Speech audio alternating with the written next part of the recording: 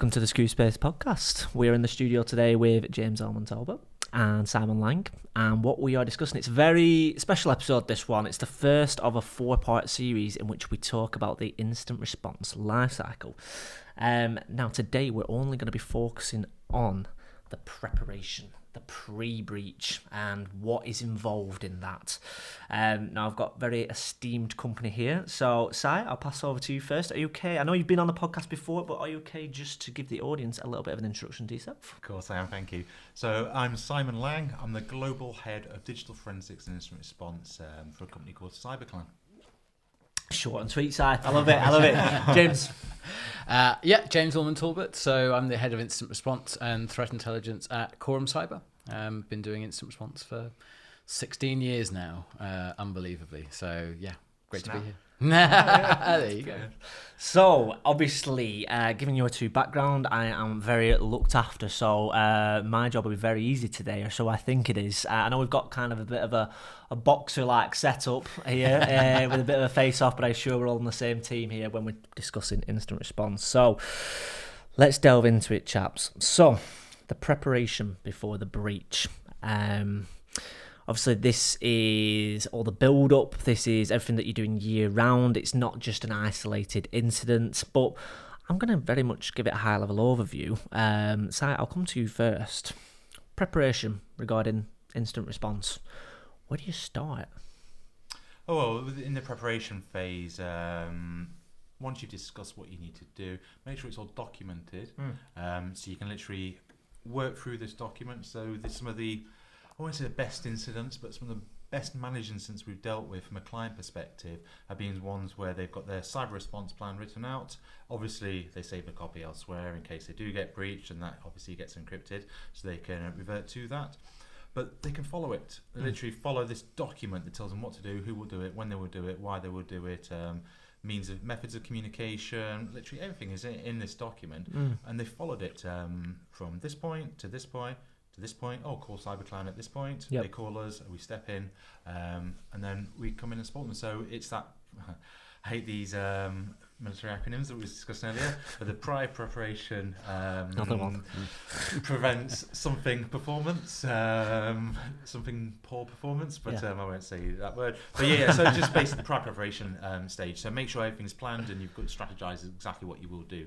And then if an incident, when it does happen, it means you're not going to be scrambling around thinking, oh no, what do we do now? In what would be one of the most stressful situations that I'll ever encounter. Before I pass over to you, James, how do you even go about creating a manual like that? Because obviously context is key, and I'm sure that obviously experience will prevail, and you can get it to the 99th degree. But you know what security is like. There's always something that comes up that you just didn't expect. So is that what you sort of plan for when creating this manual? It's you get it as close as, and you try and think of plan through to A to Z, or is it pretty much standardised for every single company? No, definitely not standardised. Obviously, it can be standardised to a degree, and obviously you can download templates online or outsource to a company to support you on that. Okay. So there is some standardisation to it, but each company is unique. Each company has different software they use. Each company has different high-value assets, which are the systems and computers that the threat actors may target because they know they're the most valuable ones to that organisation. With that, so it's and even you don't even have to do it to the 99th degree. You'll never get to a perfect document. So I want people to put that out of their mind. It has to be perfect. It will never be perfect. Things are always changing on a weekly basis within an organisation. They are agile. Things will change. We'll have new software. But as long as they're doing reviews of that document every 90 days, every 6 months, whatever they define, as long as they're doing those reviews to make sure that everything is up to date, they're in a better place than a company who does not have that document or does it as a tick box exercise and then just leaves it to collect dust somewhere. Okay. So obviously, what actually happens then, James, if as Si obviously was finishing his point there around those that don't keep on top of it, the consequences of poor preparation. What sort of things would you sort of say on that? Like you say, is it a bad cultural approach to it? Is it, I don't know, like politics can come into it, legislation can change, that can change all of this. What can actually impact your preparation that results in you being less prepared for said incident? It's a good question. And I think, to be honest, the first step in preparation for any organization is to realize that a breach can and will happen, because the amount of clients that we have, that they'll have a big ransomware event, something like that, and the first thing they say to us is, oh yeah, we'd heard of this ransomware stuff, but we never thought it had happened to us. Well, it did. So you have to realize that it's going to happen. And that very much, I think recognizing that does affect the way that you respond to it as well. Because again, if you're kind of working under the assumption, why would they target us? Why would they be interested in us? What would they possibly gain from attacking us? Then it does affect the decisions that you make throughout that process as well. So I think, recognizing that a breach can and will occur, but as you were saying, the planning and preparation is key. This is something that organizations have been doing for years in business continuity and disaster recovery planning, right? For decades now, businesses have been planning for all sorts of, really significant incidents affecting their organization. They've just not considered it from a cyber perspective. And that's very different, because in your BCDR plan, you might have a plan for, there's a flood at a data center or something like that, and you can go, great, well, we've got a hot spare data center sat there somewhere, it's ready to go, perfect. But something like a ransomware event that takes out your entire network all at the same time is a very different problem than the ones that your traditional BCDR planning are addressing. So, I think it is down to planning. It's down to exercising as well. Making sure that as you would run a fire drill every year, every quarter, wherever you run them, that you run an exercise to practice your ability to respond. Again, as you were saying earlier, businesses change on a daily basis. So you have to make sure that the plans that you have are going to be relevant to the business that you have at that point in time. So exercising them, and there is always going to be politics in play. And it's definitely one of the challenges that we face as we're supporting organizations who are going through these kind of events, is that, you'll have a business director who is desperate to get everything back up and running, but we're kind of saying, well, no, you actually don't want to get it back up and running right now, because it's going to be disastrous. It's all going to happen again. So that's where your plan comes in. That's where having those roles, responsibilities comes in as well, and making sure that you have defined roles and responsibilities and decision-making authority defined in that plan, so that someone can take an overall view. What tends to happen without that plan and without that sort of forethought is everyone just kind of runs off like headless chickens and does their own thing, and especially the first few hours of an incident is absolute chaos. So you want to make sure that doesn't happen as much as possible. That's going to increase the risk. So you and it sounds really boring to say, well, an incident response plan is the way to solve it, but it is, and as much as we all hate documentation, putting the forethought into that plan, that process, will absolutely save you from not just the technical aspects, but the governance aspects of it as well, which are always the most challenging areas. Anything to build on that? Any thoughts on that? Agree, disagree? Oh, 100% agree. Yeah. No. So we're very much in sync on this. So try and makes your job more difficult, but yeah. Absolutely. No. That's. I think because we've seen so many incidents, and we know which are the good incidents, and which are the ones more difficult to work with. And like I said, the ones that are better to work with are the ones that got it documented, the ones where they've prepared everything. They know who to contact, when to contact, and why they're contacting, so it makes it easier, doesn't it? Yeah, and to be honest, even the ones that don't have that documentation, if there's someone there that takes charge of it, that makes the world of difference. It's when you don't have someone who is They don't necessarily have to be accountable, but you just need someone who is going to take charge, put some organization to the response effort. It's going to need collaboration from all different areas of the business: finance, legal, your operations teams, your IT teams. And so the ones, in my experience, the ones that are, I hate calling them successful incidents, but the ones that are recovered from successfully are the ones where someone has taken charge at an early point, got all of their ducks in a row, not been afraid to push back, and to really take ownership of that response. That is absolutely what's going to save you. And it doesn't matter if you've got experience in running an incident before or not, but if you've got the ability to, there's a bit of project management in there as well. If you've got the ability to kind of run that project, a ransomware recovery effort can be months long. So it needs to have this organization to it. And that really is what's going to save it. So even if there is no plan in place, the plan will help you, absolutely. Yes. But even if there is no plan in place, it's having someone who is just going to take charge. Yes. And make those decisions. Yes. So let's do the hypothetical situation then. I am both your bosses, all right? Okay, so I'm cracking the whip a little bit here, gents.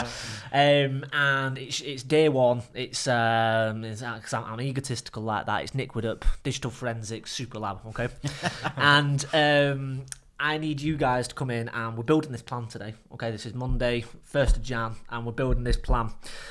Talk to me about where do you start with this plan through A to Z? What's this?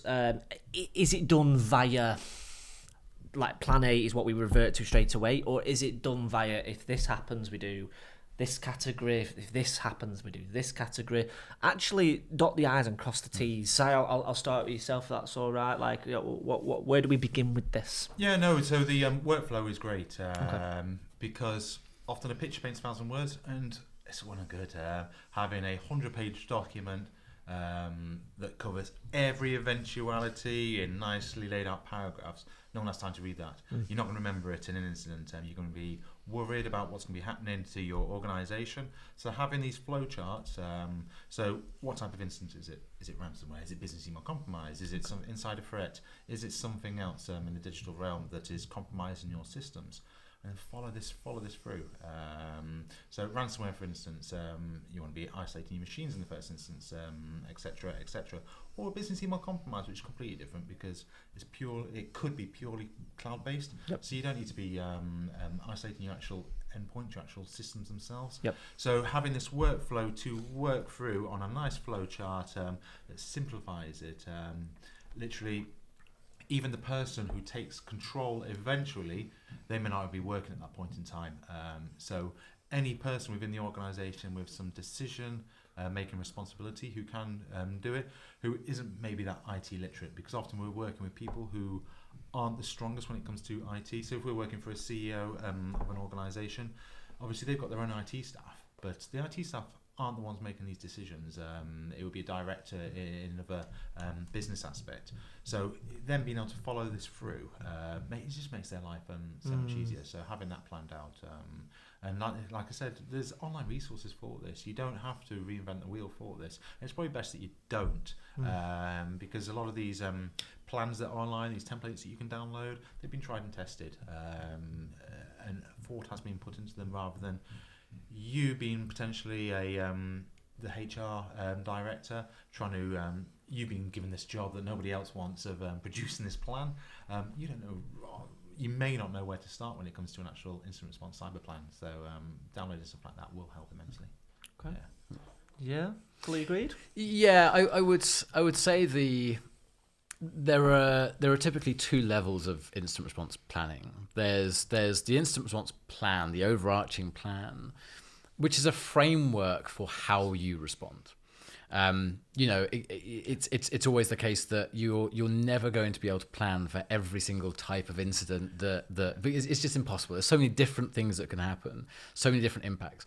So you have an overarching incident response plan, which gives you that framework. It defines the roles and responsibilities. It defines the cadence of communication, how you're going to communicate, the prioritization. You'll have a prioritization matrix in there that says this is what we count as a P1 or a P2, or however you want to categorize it. And that will give you the ability to have that framework to respond to any type of incident that comes through. Underneath that, you have your playbooks. And your playbooks is where it gets a little bit more specific in terms of exactly what you're going to do. Yep. So you might have a ransomware playbook. And step one of the ransomware playbook might be, we walk into the data center and we unplug all the network cables. Yep. I literally had a client that was the first step of their ransomware playbook. We're just going to disconnect everything and then figure it all out later. Which was extremely effective.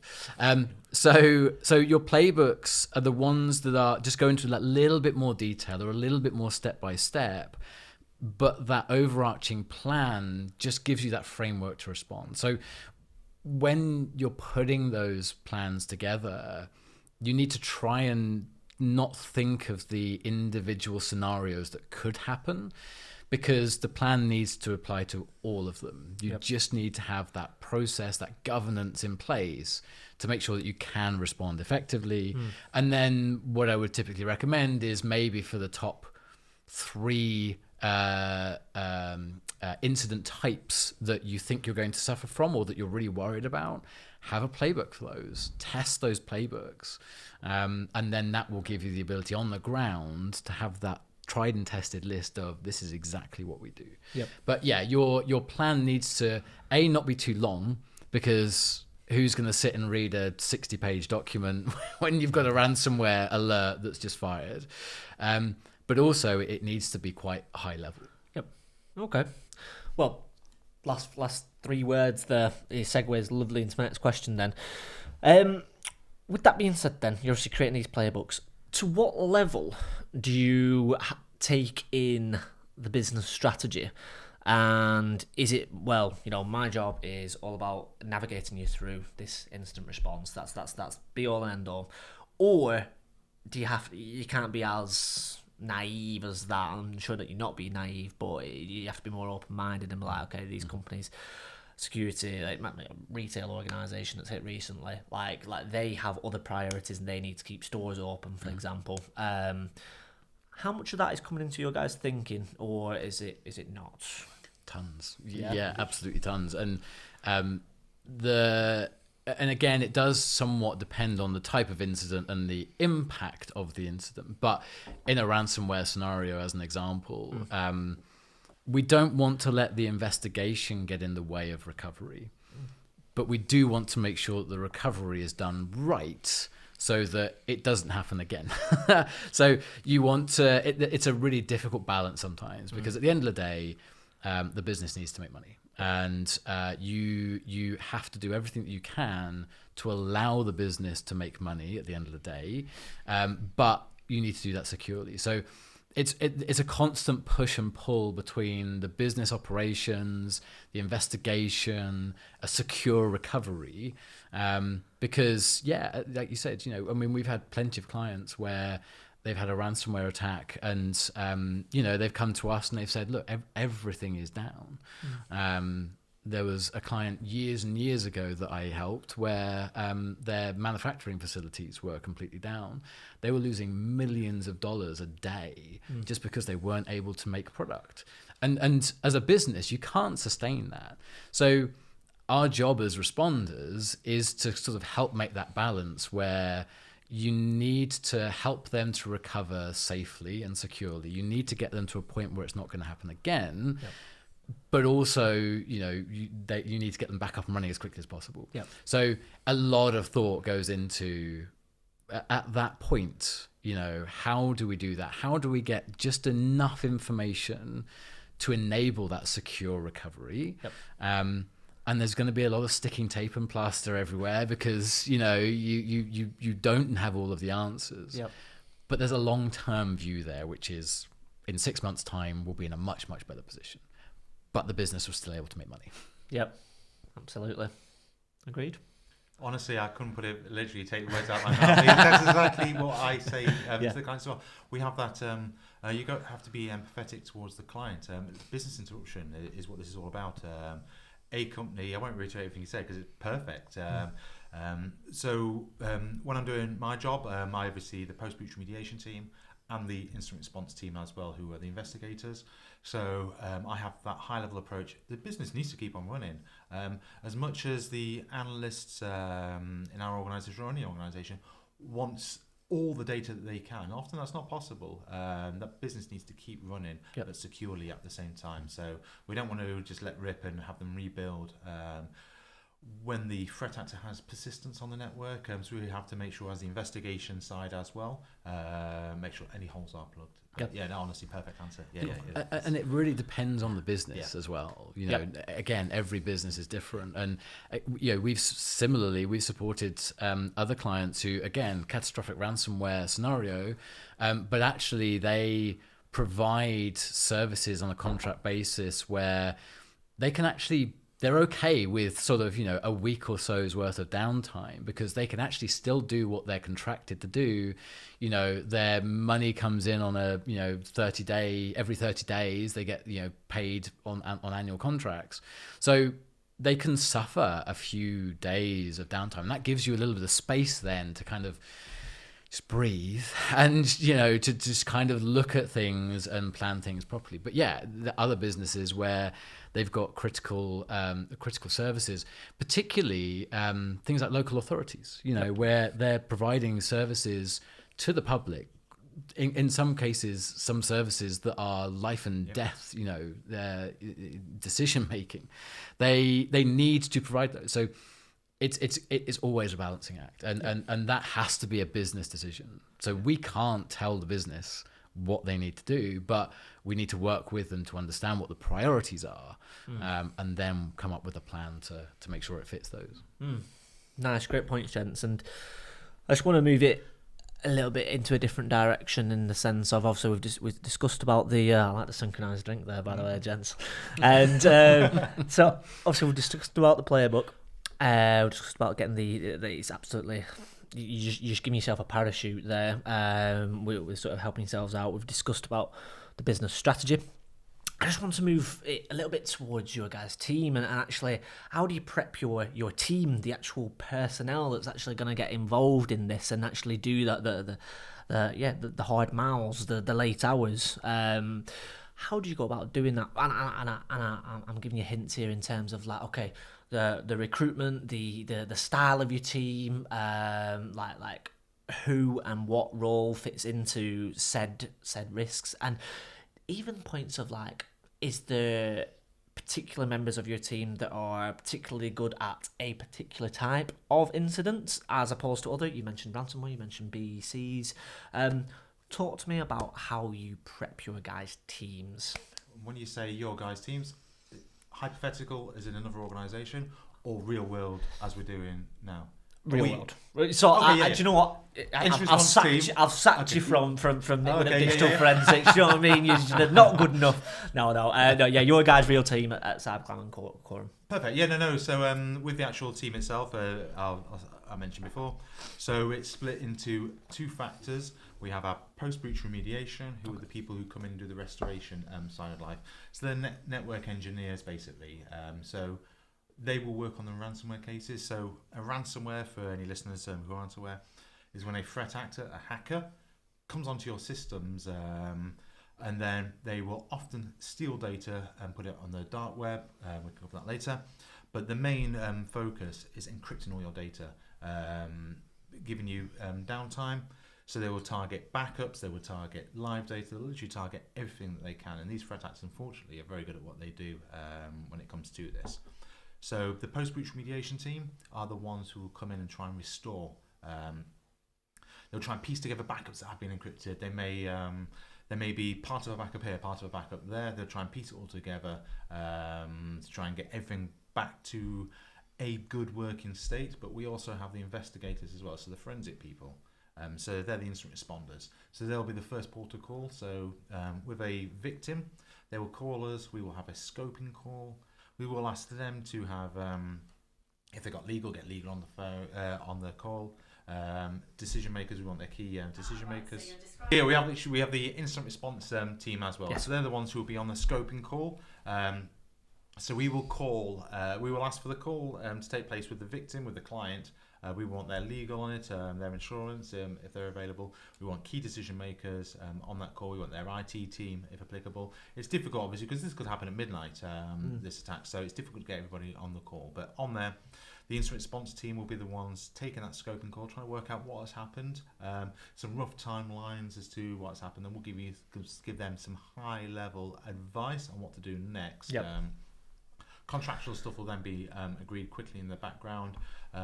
Best case scenario, we've already contracted with them, we've already got stuff in place, so we don't need to worry about that, because anything that adds lag could cause more devastation to their systems. So the sooner that we can hit the ground running, the better. So the investigators will want data from the client. The post-breach remediation team will support on that, so they can image hard drives, for instance. Gone are the days of wanting every single computer image, so an image is a bit-for-bit copy. So we're talking, this could be terabytes worth of data. We don't Yep. need all that data nowadays. We just want log files. We want volatile data, such as the memory, that if they do turn off a computer, it will be lost forever. So we want to pull as much data that we can get to quick answers, so we can do a triage. So we have the investigators to do that, and the post-breach remediation that actually do the rebuild itself. But they work in tandem. And as we covered a minute ago, there's a lot of juggling there, because PBR team want it rebuild, the client wants it rebuild, the investigators want that data held. So it's that risk-reward scenario as to how far we can let each aspect go in front of each other with that. But yeah, I think recruiting for incident responders is always interesting, and it is the thing I always say when I'm recruiting is it's a team effort, right? We're not expecting one person to know all the answers, and it's impossible, because, as you said, you know, people are going to have their own specializations. People are going to have the things that they're interested in. It's slightly different from our perspective, where we're recruiting for people who are going to be providing incident response services to our clients, or to people that come to us, because there's a sort of, you know, there's a consulting mindset that you need. You know, you need to be able to talk to clients, you know, all that kind of stuff.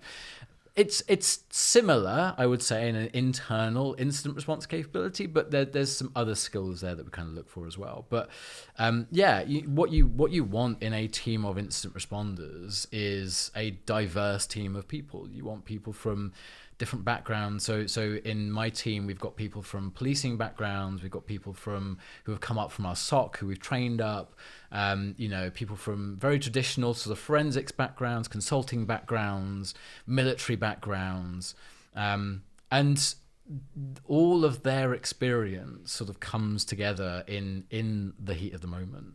There are people who have been doing this for years and years and years, and have a ton of experience, but there might be some areas that they don't have any experience in, that some of the new, more junior members of staff will have experience in.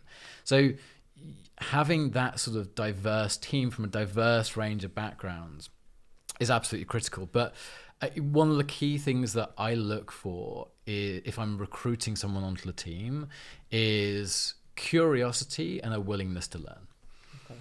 If they're curious and they're willing to put the time and effort into learning and researching and doing their own research, then that's all I need. You know, I can teach them. The team can teach them. They don't have to have all the experience at the start. Let me challenge you a little bit on that. Okay. How do you assess someone's curiosity and willingness? Like say, I've now left the recruitment world. Yeah. Only 2 months ago, granted, but you can't see that on a CV. No, you got to look into the whites of their eyes, and even then, it's quite tricky to assess someone's curiosity and willingness to learn. It is. So, go on. Can I get you to elaborate a little? Yeah, no, definitely. And it's historically, it is something that I have struggled with because it's difficult when you're dealing with external candidates. We're in a fairly privileged position where, Quorum Cyber is an MSSP. We have a SOC full of people who are interested, and probably 90% of the people in that SOC want to get into IR at some point, right? So we've got a pool of willing potential candidates. And so the incident response team, my team, works very, very closely with the SOC. Our SOC analysts can request to spend a couple of days with the incident response team, shadow us on engagements, get some experience of what we do, how we do it, what it's like. Yep. Great for them, also great for us, because that gives us a really good insight into that person. Yep. And then when it comes to us recruiting for junior incident responders, we've got a pool of willing people that we've actually already done quite a lot of work with. We can get to know them very, very well, just from the work they're doing in the SOC, but also from this time they spent with us. And that's where we get a really quick overview of them and their capability, and particularly things like curiosity and willingness to learn and how much effort are they willing to put into it. That gives us a fantastic view. All of the juniors on my team, we don't call them juniors because they're not junior, but the people who are coming in as a consultant to our team, brand new into IR, every single one of them has come from our SOC. And that's because we have that ability to, yes, we interview them, but we get insight into far more of them and their personality.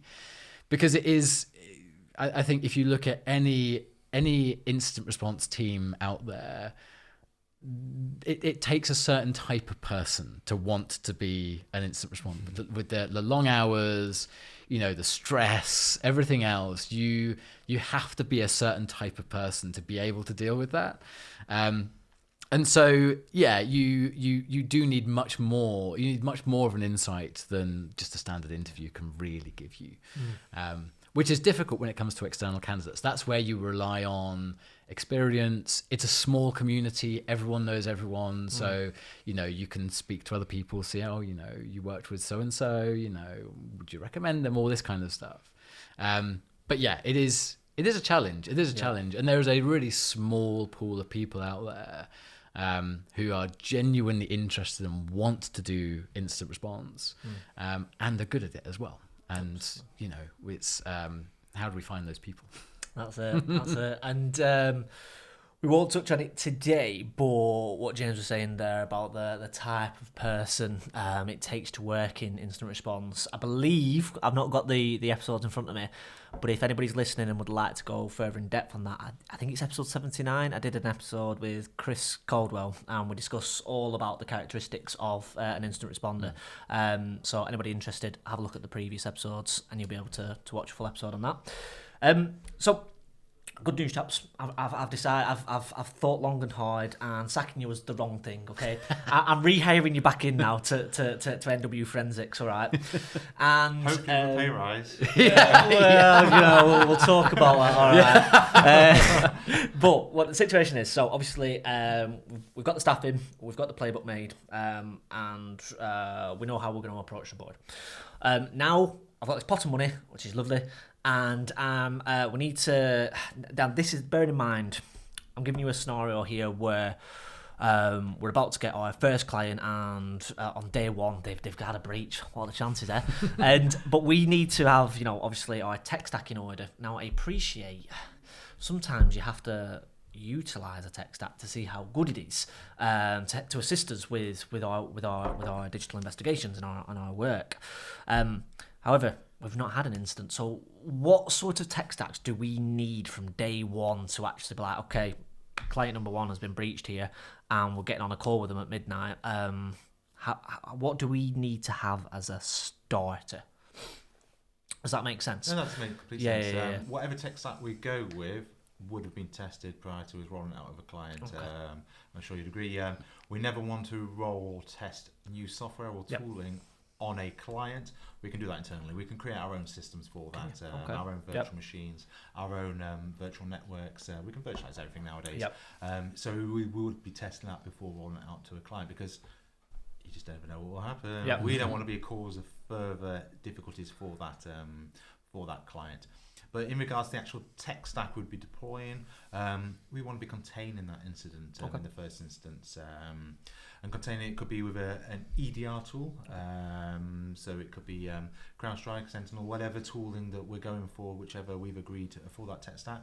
Or we could be leveraging what the client already has in place as a tool. And is that something that you do on the investigation call? Do you kind of ask them? So, as part of the scoping call, we will try and work out what they have in place, be it a basic antivirus or a fully fledged EDR type tool on there. If they have something that we would be happy using, so rather than a basic antivirus tool, we can leverage that for the containment phase itself. We don't have to deploy our own tooling for that, but if they don't, we can deploy CrowdStrike, for instance, to support on that, try and get containment of the incident, advising them what systems that they need to isolate, what they need to do with their firewall, and things like that. From the incident response point of view, we want to be acquiring data. So most of the time now we can do all that remotely. With their firewall, we can get them to block everything and only allow communications with our servers, with our systems. So we can deploy tooling to their computers that are still operational, and we can start remotely pulling data into our servers, so we can start triaging log files and things like that.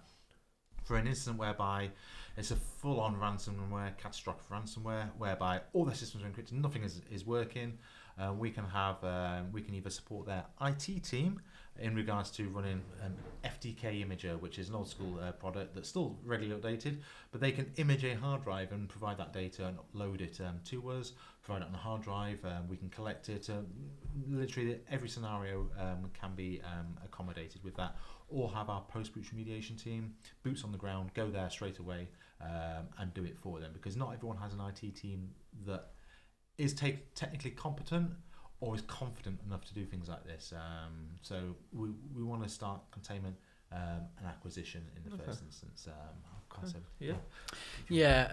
Tools in sort of incident response, I liken it to an electrician's bag of tools, right? They might have 20 tools that will do the same thing on the face of it, but in a slightly different way.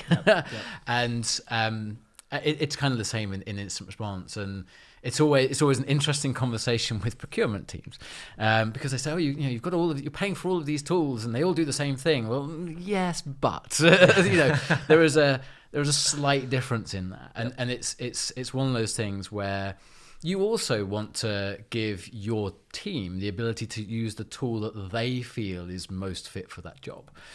So it's very rarely a case of, this is the list of 2 or 3 tools that will do everything that we need.